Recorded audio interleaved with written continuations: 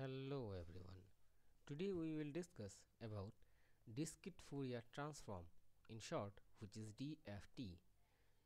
Those terms are very important for your examination. Here we have two parts. One is time domain, another one is the frequency domain. The time domain refers to analyzes the mathematical function or the signal with respect to time, and in frequency domain those are measured by in respect to the frequency rather than the time. In this diagram we can have first, this diagram is on the time domain. Those all are in the time domain, and in frequency domain the diagram will looks like this. The DFT is basically used to transform the time domain to the frequency domain. Fourier transform. The Fourier transform decomposes a function of time, which is a signal, into the frequency that make it up from the minus infinity to the plus infinity. Here xt denotes the time and xf denotes the frequency. That means in this function, if we put the value of xt, which is the time domain, then this function will convert it into the frequency domain, which is xf. Here the value of eix is cos x plus I into sin x. This one is the formula of DFT. In discrete Fourier transform DFT, we have two formulas. One is the conversion of DFT.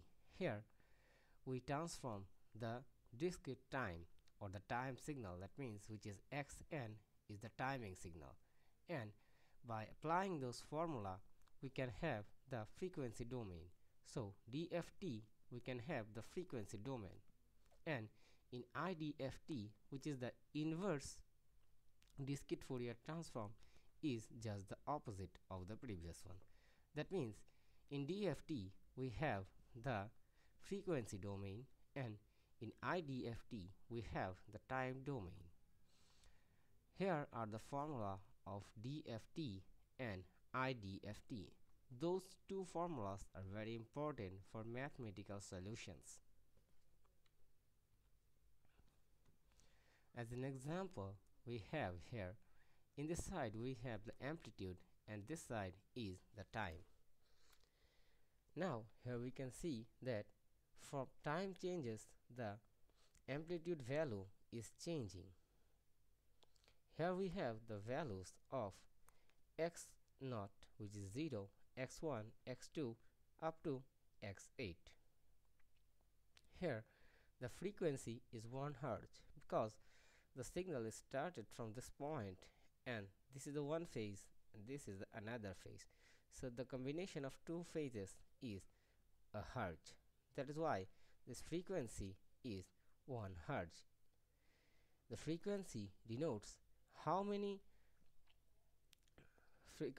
hertz are in 1 second. So in 1 second here is 1 hertz. So the frequency is 1 hertz here, and the amplitude value, which is the maximum value of this side, is known as the amplitude, which is 1. Now here the sampling frequency is 8, and the sample number is also 8. From the DFT analyzing, we have our formula where we have n starts from 0 and goes up to this boundary. Xn is the time, and this one is the basic formula.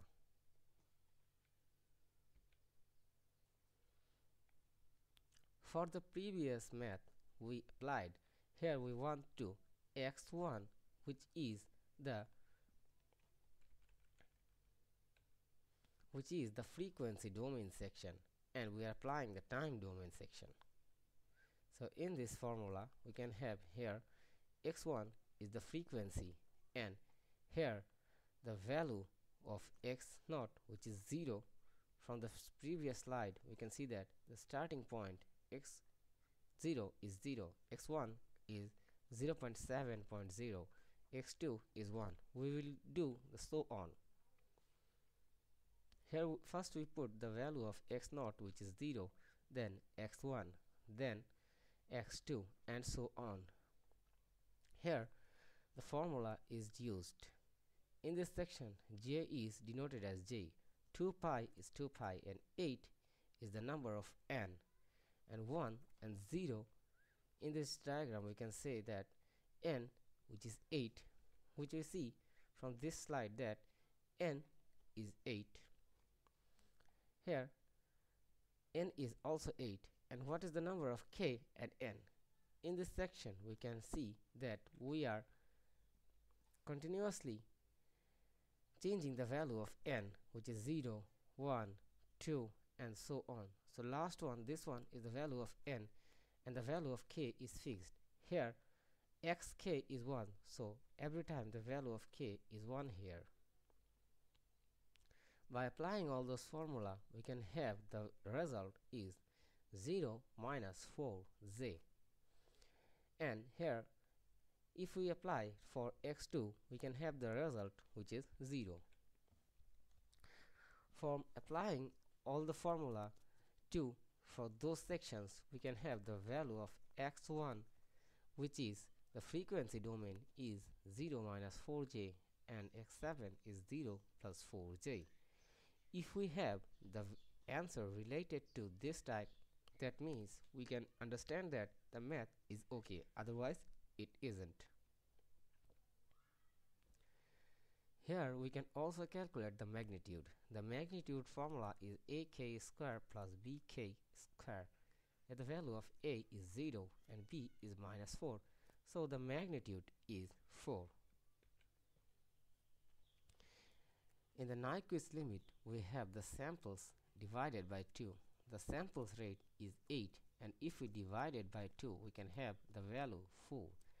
It means here we represented the amplitude, and here we have the time domain. We have the range from x1 and x7. This one is the 0 minus 4j and 0 plus 4j. So the middle value is x of 4, which is the Nyquist limit here.